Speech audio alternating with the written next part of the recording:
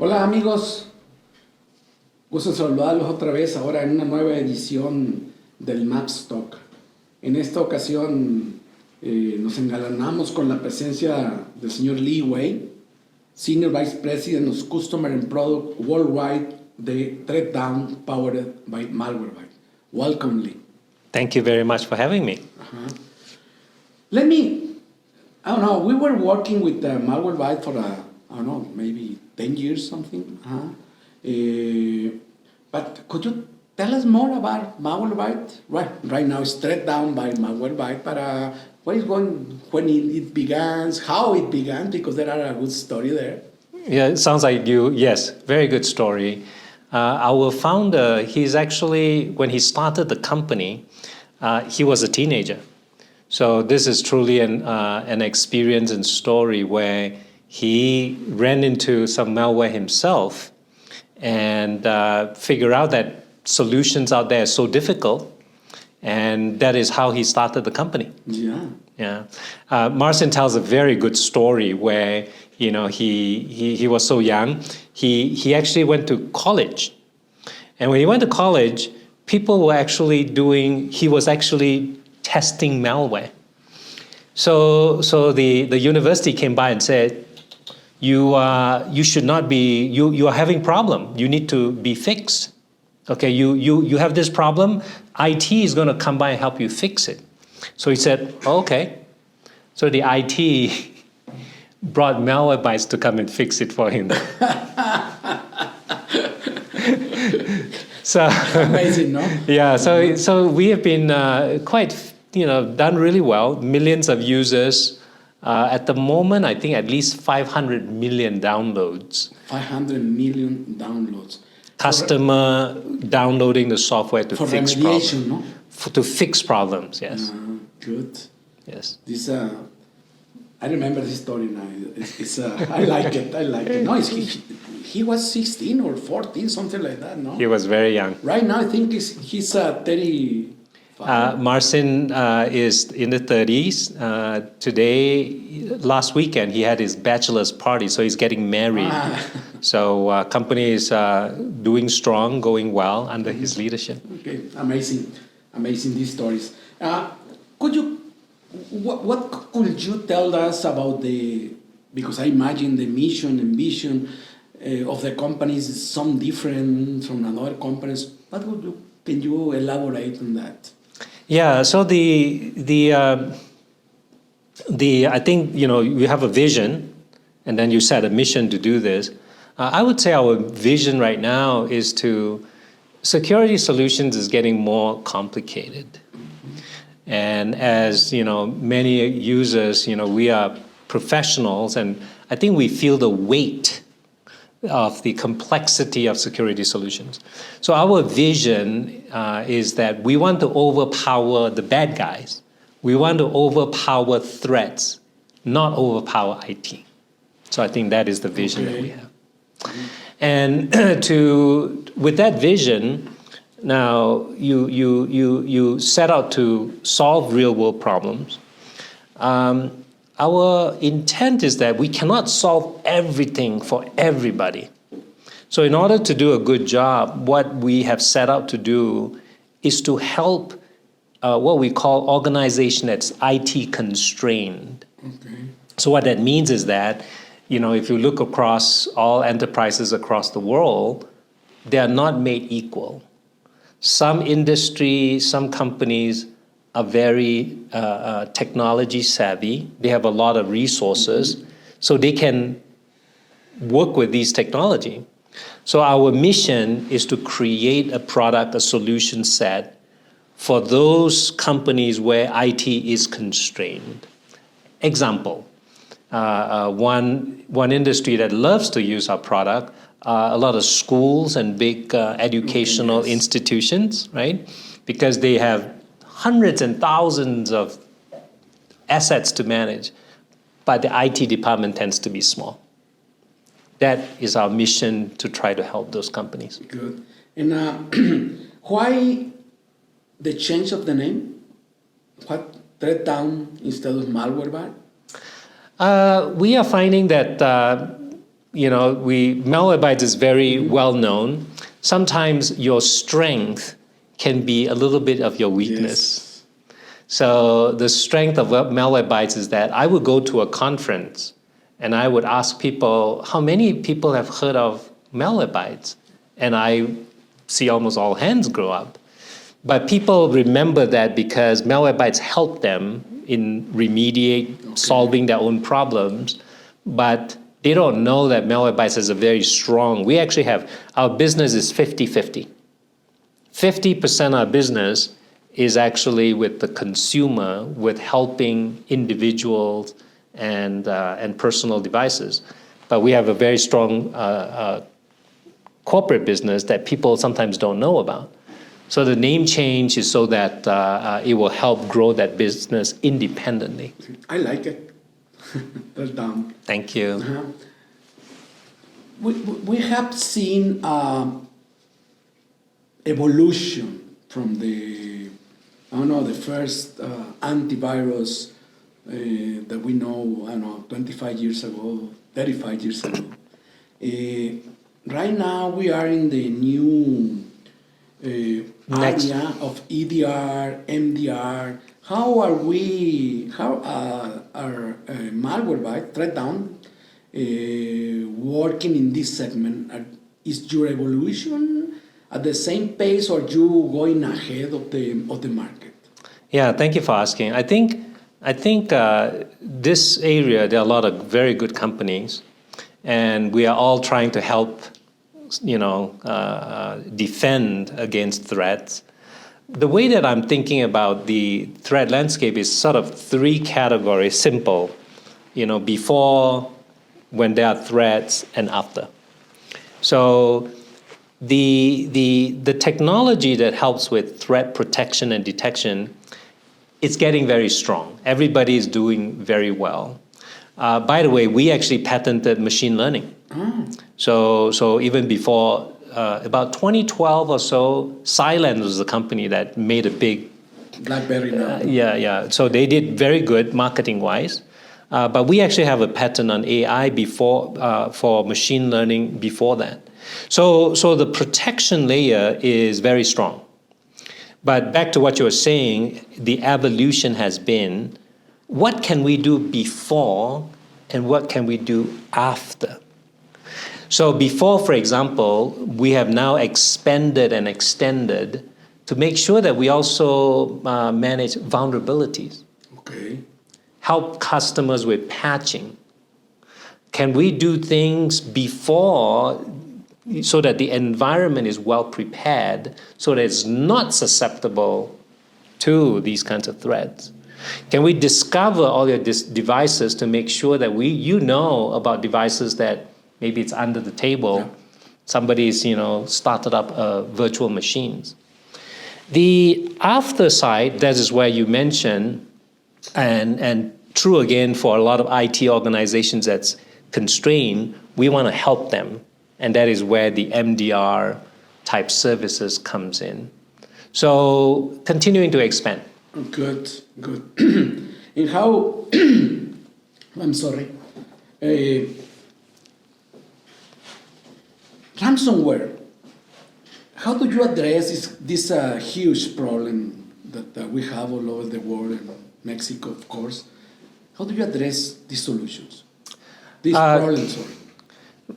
In this day and age, for bad actors, ransomware continues to be the money-making enterprise endeavor for them. So no surprise, ransomware is the biggest problem. Back to what I was telling you, the ransomware itself, what we find, it's called an attack chain.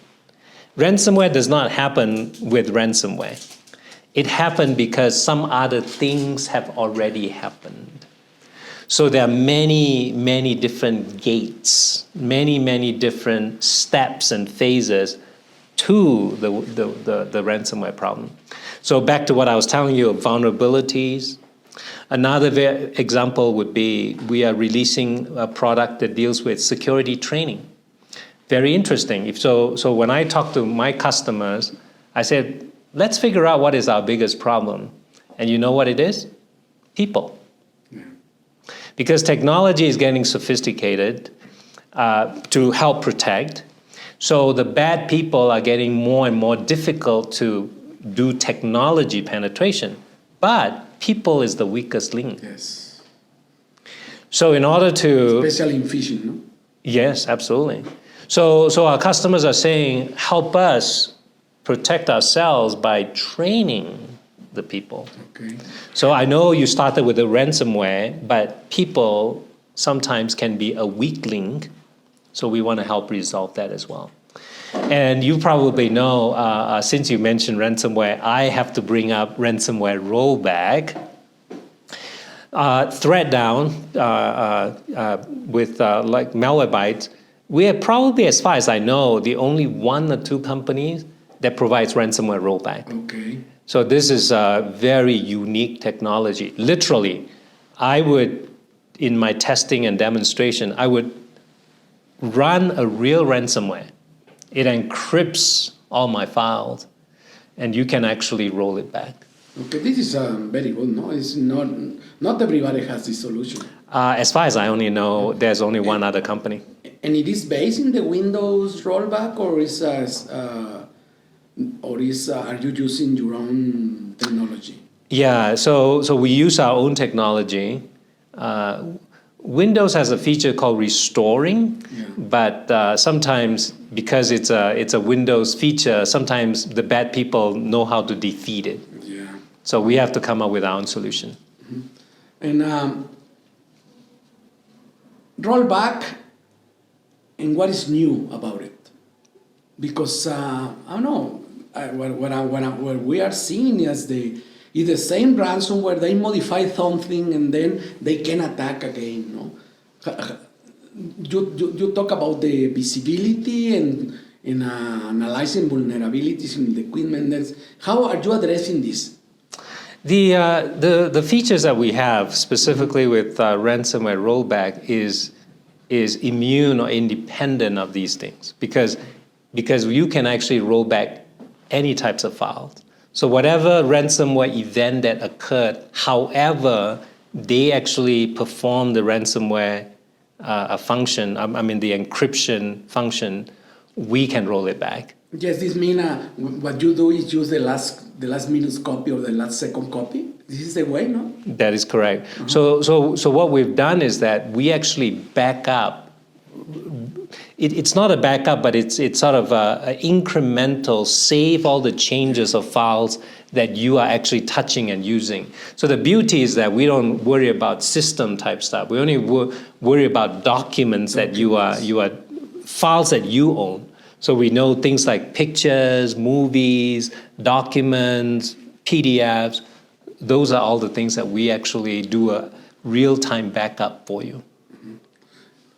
Of course, this is the fight where the good guys fight the bad guys. This means and sometimes what we feel is that we came behind the bad guys. How did you study this new attacks or these new, because it's more than attacks, like you say, so these new processes or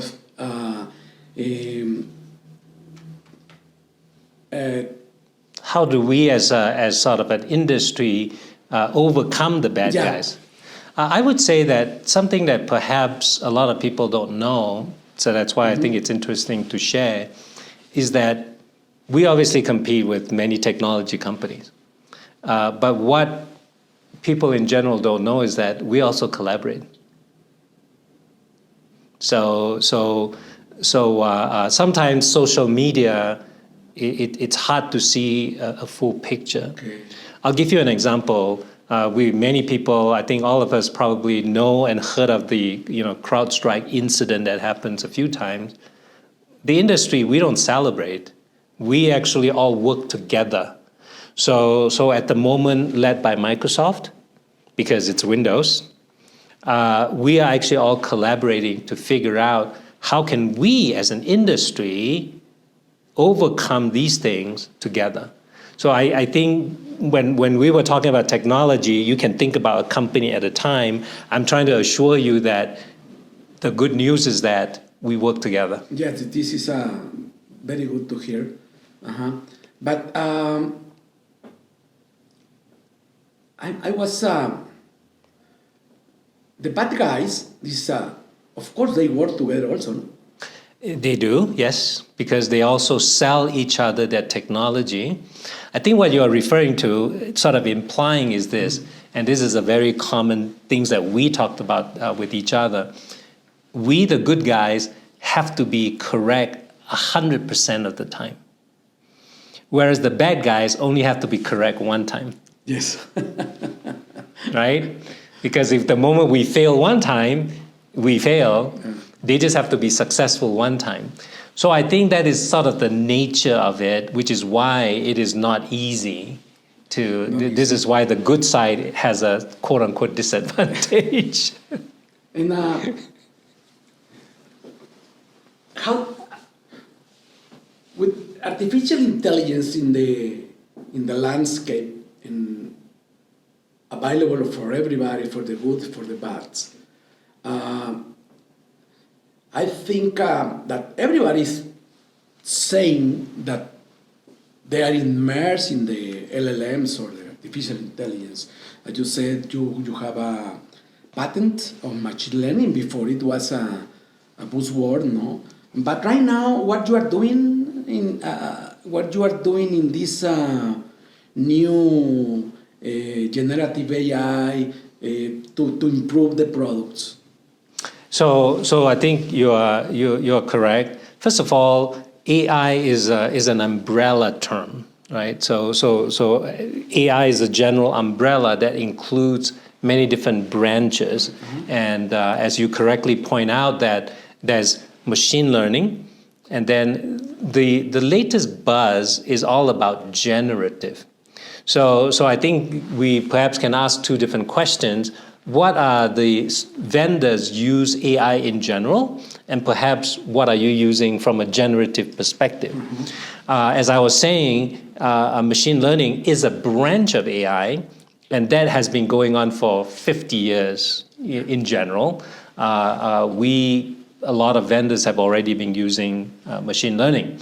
The recent development in AI, as an example, I'll point to Threatdown ourselves, that has benefited us, is that we're trying to use AI to do, example, there are many projects, to do categorization. So a lot of threats in the world, if you think about it, is that there are no names. So, but you need to categorize them. Is this considered a riskware? Is this considered a malware? Is this considered a keylogger? Is this considered a Trojan? Think about it is that we, as a solution, needs to categorize them. Okay. AI has helped us quite a bit in terms of categorization, so that it does not have to be done manually with people. Okay. So that's an example of AI. Generative AI is being used in our product in two different ways. Okay. First of all, in our communication with our customers. Good. So we use that in many different areas, including tech support, including chatbots. So even our people, we have a repository of knowledge. AI, generative AI more specifically, is very helpful, so that we can actually, instead of searching, it will actually formulate a very easy to read human language to pass on to the customer, and said, rather than giving you all these technical jargon, it actually tells you the solution. My best example is this. With generative AI, when you interact with us, you ask a question, we would say, nope, that cannot be done. That is not supported. I love that part of generative AI where rather than rambling, it gives you simple yes, no, right? So we are also using generative AI within the product for customers to do searching. Okay. Inside the product? Inside the product. Huh. So that instead of saying, having search bars and sorting and summaries and grids, you can speak in NLP, natural language, and said, can you show me all my endpoints that have been infected with a web detection in the past 1 week? So you can actually say it in natural language. Yes, instead of going to the console and making some scripts, I don't know, to get all the information, the chatbot made the translation from NLP to all the way that. So the generative AI's function is to take the language, actually transform it, transcribe it into language that we understand, so that we can produce the results for the customer. So that's another example of using AI. Do you have any AI in the agent? Only in terms of detection, so not generative, but machine learning type AI. Machine learning type. Malwarebytes is one agent, one console. Is everything what I need to protect my endpoints, servers, and all my infrastructure? So you're correct. If you don't mind, I'll explain what you just said, because thank you for saying that. What Martin just said is that Malwarebytes, we are famed for a long time, and we are proud of the fact that we use one agent. To be more specific, the agent is one control and management agent. Okay? So the way it works is this. When you install the product, let me actually rewind a little bit, tell you real quick. 20 years ago, when I started working with endpoint security, I remember installing a competitive product. I guess I won't name the names. It's yellow in color. And I installed the product, and there were 12 services installed in Windows. Wow. This means you go to the service thing. You go to services, you see 12 lines of things. It says notification service, inventory service, scanning service, so that everything is developed as a module. Also, for a lot of companies who have been around, they acquire technology. Yes. So they acquire a DLP technology, they acquire encryption technology. So it started to be many, many different products. So we have benefit, maybe because when you are younger, you are, Malwarebytes is already more than 12 years old, but we developed it so there's only one single control and management agent. What does that mean? When you install the agent, it's a very simple and small stub program. You install it, it gets installed very quickly. Then it says, what do you want me to do? What is my policy? What should I configure myself to be? It will then download plugins and DLLs and signatures in order to support that function. Every single feature that we have in a product has been implemented that way. Good. So the benefit is multiple fold. Okay. It's very resilient. It takes less resources, and it is very easy for customers to turn on or off features and functions. Yes, everything is inside. It's everything inside. And what about the size? Depends on what you choose. But because you are not loading anything that you don't need, the size tends to be very good. Good. This means it doesn't matter in the complete system. No? Correct. In the console? In what sense? How is the console? Does it mean one agent, one console? The console is where I can see whatever I want, including the chatbots, all the communications? That is correct. So thank you for also bringing that up. The design sort of decisions that we make, is that everything has to be within one console. Let me give you an example. For example, I'll deal with something very specific. We are creating a new technology sometimes it's easy to send the user to a different console. You click here, you jump here. Yeah. So we always It looks decide. like one, but it's not. There are some. You start with one, but then you go to other places. Right now, all our design and development decision is to put things within the console. Okay. So you're correct. One console is all the customers have to manage. And what happened when we have a big company who bought, 100,000 agents, and what happened with the console? Did it grows a lot, or is the same with more information? I think your question reminds me of two things, okay? Because your question is that what happens if, because of scalability and size, first of all, the console has to perform, our own console, so yes. But I think, may I also suggest that our whole product comes with API. Okay, so let me explain two things. The beauty of our product right now, and congratulations to my engineering team, is that everything that we do in the console, we use our own API to develop it. Okay? So let me say that again. Everything that I do in the console developer, it's like a user of the API that we are already providing. Okay. This means when you develop a new characteristic in the endpoint, you have to put some in the API REST. You hit something with that the console can call. That is exactly correct. So I first of all, I'm saying that everything in the console can be done through has been done through an API. So what it means is that when you say very large deployment, it reminds me that a lot of these big customers, they don't want to use our console.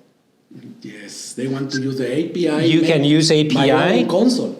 Exactly correct. It was my next question: is your API is open in the way that I can aggregate a lot of different APIs and then use this one and take decision inside my own console? So I'm very happy with our current state of our API. Again, sorry to repeat, is that everything that you can do in the you can see that you can perform in the console is available through API. And continue with the APIs. Normally, we use a lot of vendors' APIs to integrate your platform with our platform, like like selling pay as you go, pay as you grow, monthly, annually, but in a way that the dealer, the bar, go into our platform, Maps Cloud, and buy one product immediately. Our platform API communicate with your API and make all this kind of transaction, and then at the end, the dealer gets the license, and I got your invoice as Maps, and Maps send an invoice to them. Everything is automatic. Exactly. Do you have any API in this? Exactly as you said. Good, like it. Yes, well, I think we need to work more with Maps Cloud. Yeah. And we call that API for our distributor or two-tier partners as well. Because it's two-tier because we work with you so that because you have a platform that services all the other partners, and as you have said, it cannot be manual. All these things has to be, the only reason why all these partners are working with you is because of automation that you are already providing them. And so yes. Of course, I can create tenants, whatever, very easy. Exactly correct. Good. Security advisor, what is that? Security advisor is an idea that our CEO Martín had, and basically to make things easier. It's a dashboard? No? It's a dashboard. So basically when I'll start with a simple example of why this is useful. How many times do we log in and work with a product? You log into the security console for anything, and you say, as an administrator, as a user, you ask, what now? What do I have to do? So a lot of vendors, sometimes we forget that our product looks cool, but users don't care because they are trying to solve a problem. They're trying to solve some issues. They have work that they need to get done. So the security advisor is a sort of feature within our product where when you log in, gives you your scorecard of the different parts of the system, such as how are all your policies set up? What are all the different deployment configurations that you have? Different modules have got a security scorecard. Okay. And more importantly then, we prioritize all the different actions that you have to do. Okay. And all the recommendations and advice comes with a button to take action. So if you say, well, your policy is not optimum for the servers that you have, you can click on a button and it can actually implement the recommended policy for you. Does this include visibility, vulnerabilities, or? Yes, that includes vulnerabilities, same thing, everything. Good. Uh-huh. So Security Advisor has been a very pleasant experience for us because we rolled it out and then we saw a lot of our customers in the beginning, 30, 50% in general.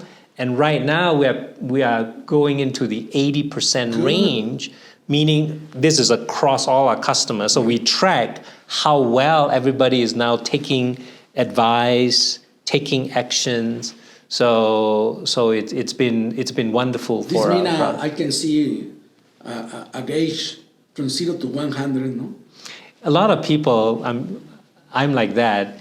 If I don't see green, I don't like it, right? We are so-called checkbox people. You know, I log into a system, if I don't see all the greens and all the boxes checked, Yes. I don't like it. Okay. So it has a certain appeal for these kinds of character people. And what about, is this dynamic? This means what happens if there is a new emerging threat and you know, because the collaboration, you know there is emerging threats, do you immediately can reduce because maybe I have a vulnerability or?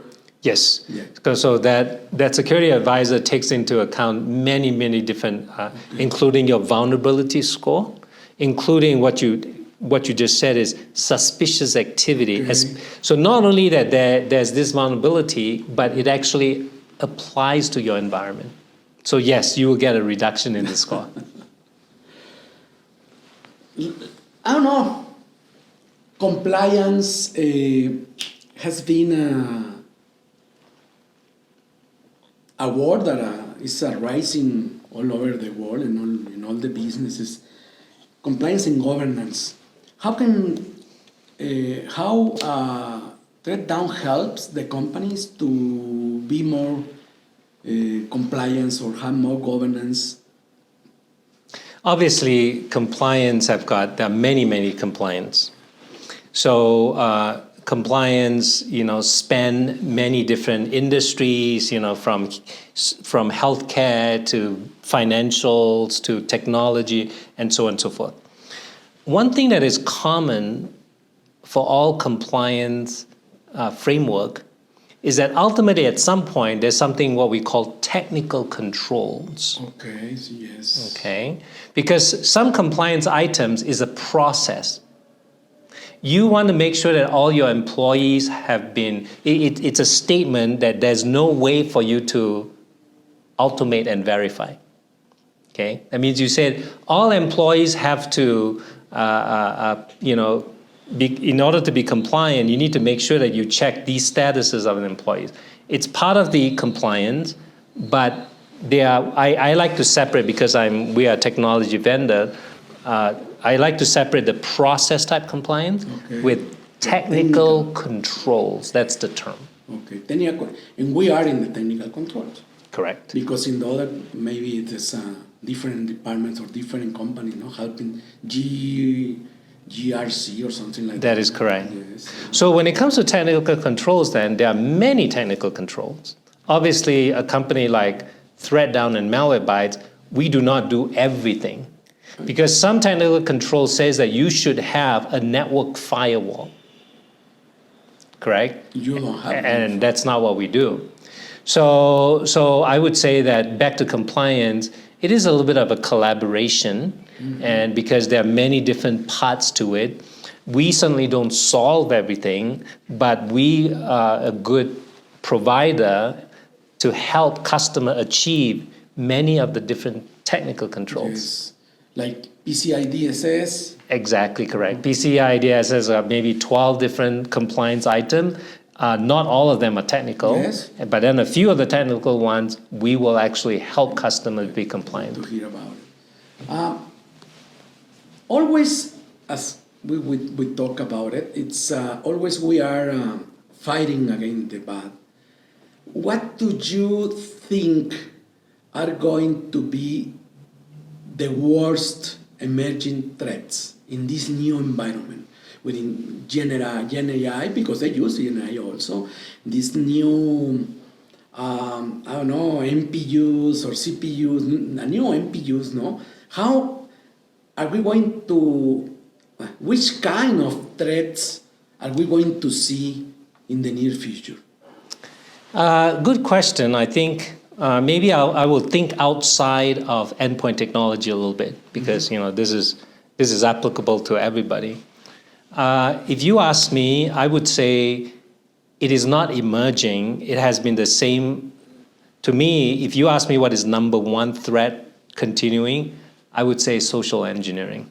Okay. Back to what I mentioned earlier, people continues to be the weak link. Layer 8.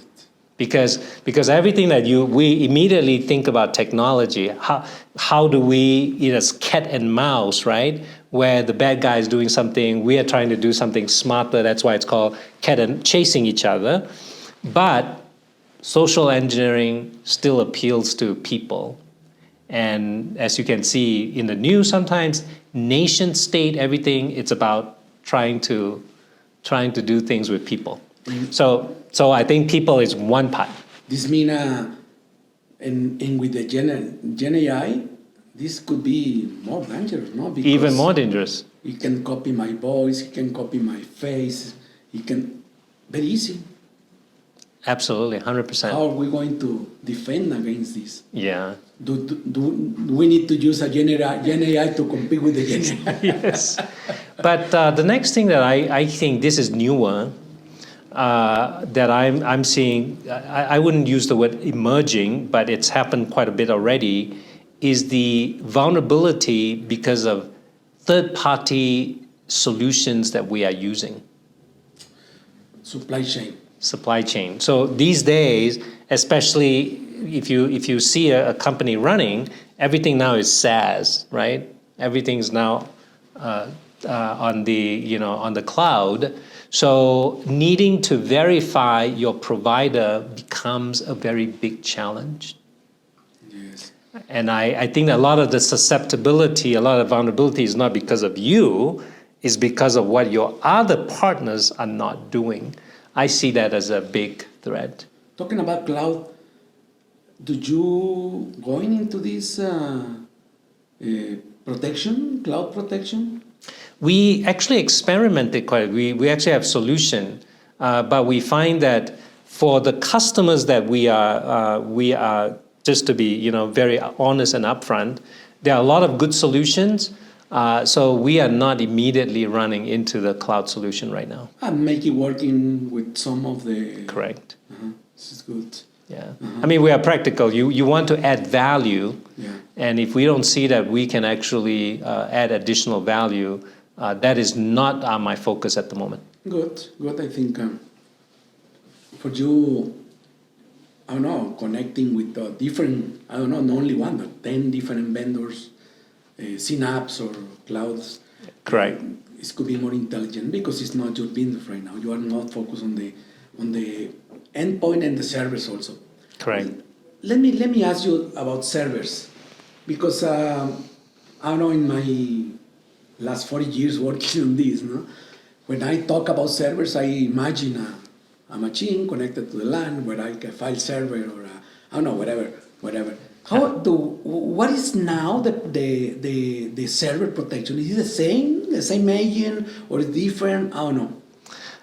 It's different. Okay. The reason is why it's different is simply because the characteristic of a server. What applies to an endpoint does not apply to a server. I'll give you one or two examples. If an endpoint, we want to manage anything that goes in and out because that's where threat gets in and out. So the endpoint technology to protect a workstation for egress of a network is one way. But the moment you move over to the server, the rules are different. Can you imagine a web server? This is what it does. Yes, of course. If you want to monitor its traffic, well, good luck, because it is so the equation is very different. The technique that you use to do this and the technique that you use to protect same network traffic is different. Another simple example, we all know about files, disks, writes, and so on. Servers by nature, that's what it does. Yes. Database function. Can you imagine the database operations, I/O? So the short answer is, yeah, it's very different. And good vendors need to come up with solutions specific to vendors, to the servers. Good. You have server protection. We have server protection. Yes. And it's in the console. And it is in the console, yes. We are seeing a lot of, not a lot, a movement, or the people began talking about zero trust. What do you think about it? Zero trust. I think zero trust goes back to what I was saying with so many different vendors and so on, because of cloud, because of a day-to-day where the network parameters is no longer the same, right? Because people are working from home. So I would say zero trust has to be something that you believe as a company. So I will start by saying two things. We as a company, remember that when I was talking about potential threat working with third party and companies, so we are one of them. Yes. Correct? Yes. So we cannot look and say, how are they protecting themselves? We have to say, how are we protecting ourselves in order to protect our customers? So zero trust has to be an idea that permeates the whole company. Okay. It's So- not only the endpoint, no? Not just the endpoint, yeah. So again, I'm answering, thinking of your question in two different ways. Forget about the Threatdown product for a moment. We have to believe it as a Threatdown company and how we operate. So we, as a company, have already practiced zero trust for a while now. Good. So example, what does that mean? That means zero trust. It used to be, for example, years and years ago, if you go into the office, you can access anything you want. Like a VPN. Like you don't need to do any additional authentication. So now when you go into a Threatdown office around the world, you still has to validate. That's an example of zero trust. Okay. But it's a practical and a physical zero trust. Okay. And then same thing is that when you access different resources within the company and so on, everything has to be multi-factor authenticated, right? Yes. Because that is an example of a company believing in zero trust. And then the next question is that how does the product meet some zero trust requirement? That one, it's on our roadmap. Okay. Still working on it. Good. On a few ideas, but not yet productized. Could you share with us, one success story that you have in your mind that rise right now? Success story. Yes. I know you have a lot, but only one that it can be help our viewers to understand better. For sure. Malwarebytes, when it first started, I think many of our customers and users might remember as remediation. So I guess if I have one message to say that, check us out, because Threatdown is now much, much farther than just remediation. We provide end-to-end solution. Yes, thanks for asking. You're thinking about one story that I have. I was working personally with a technology company. If I were to tell you the end, right now they have 65,000 endpoints under management by Threatdown. Okay. When I first worked with them, they were a division before they got bought by this company. And there were only 15,000 endpoints under management. Right now, there are 60,000. But here's the story that I want to tell you. When they first started with me, they have 3 different endpoint technology products. I think I can give names because it's okay. They were using Symantec because they have been around for many 20, 30 years. That is their antivirus. Since Dr. Norton. Since Norton, yeah, Peter Norton. And then they also use Cyber Reason for EDR. And then they were using Threatdown to help remediate and fix some things that might have been missed by the other technology company, right? So when you say a success story, I think about that because a lot of our customers are finding out, wait a minute, why do I need 3? So they remove 1 and they remove 2. And that story happens a lot. People are using the product because they need to fix something, and then they realize, why am I not using the product that fixes everything to protect my environment to begin with? Last question. Yes. As Senior Vice President worldwide, how do you see LATAM market? Obviously, by the fact that for those who don't know, I travel down here to LATAM. And I actually have my Director of Customer Success, Alexandria Pearson, with me as well. So first of all, hopefully, action speaks a little bit louder than just words. Yes. We think that the LATAM is a emerging, growing market for us as a company. So we're taking it very seriously. So that's why there's some investment. At the moment, we are projecting as a company the growth in the LATAM market to be higher than other regions that we have. So we certainly think very highly of LATAM market. We know we have people who know how the market works. So thank you for your support, and we hope to make a bigger presence here. Yes, thank you so much, Lee. Muchas gracias, amigos. Esta ocasión termina Maps Talks, perdón. Ya me estoy quedando, pero agradecemos a Lee Wei, o Wei Lee, what do you say? Lee Wei. Lee Wei, agradecemos a Lee Wei su presencia, su apoyo. Como saben, nosotros que en Maps pues somos un mayorista de Malwarebytes de muchos años, ahora Threatdown, y estamos muy orgullosos de ser parte de su equipo. Muchísimas gracias. Thank you so much. Muchas gracias.